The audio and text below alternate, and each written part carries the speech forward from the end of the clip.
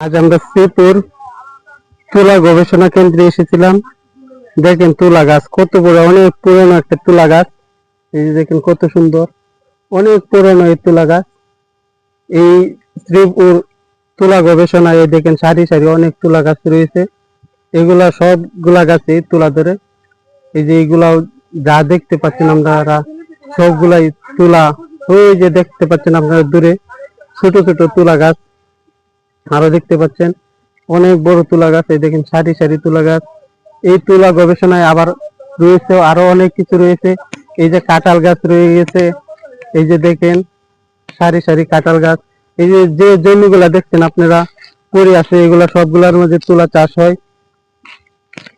সিজনে তারা সবসময় তুলা গবেষণা করার জন্য এগুলোর মধ্যে তুলা চাষ করে।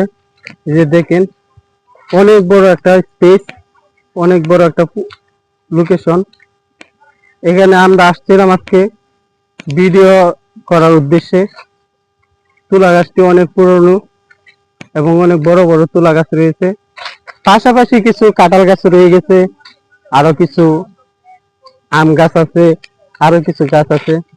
এখানে তুলা নিয়ে গবেষণা করা হয় বেশিরভাগ। আপনারা এসে দেখে যেতে পারেন যারা মাওনা, শ্রীপুর, গাজীপুরের আশেপাশে আছেন। এটা হচ্ছে বাগের বাজার বা গড়গড়িয়া মাস্টার বাড়ি যারা চিনেন, এর মাঝ বর্তে এই যে পুরো নতুন বাজারের সাথে নতুন বাজার নামলে আপনারা দেখতে পারবেন তুলা গবেষণা কেন্দ্র। এই যে দেখছেন অনেক বড় একটা গেট দেখছেন, নতুন বাজার। ওই যে ওই গেটে ঢুকেই আপনারা এর ভিতরে ঢুকতে পারবেন।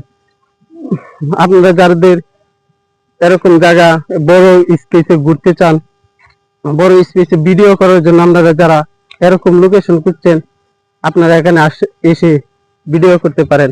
আপনারা চলে আসবেন সকলে। নতুন বাজার নেমে আপনারা এই গেটটা দেখতে পারবেন।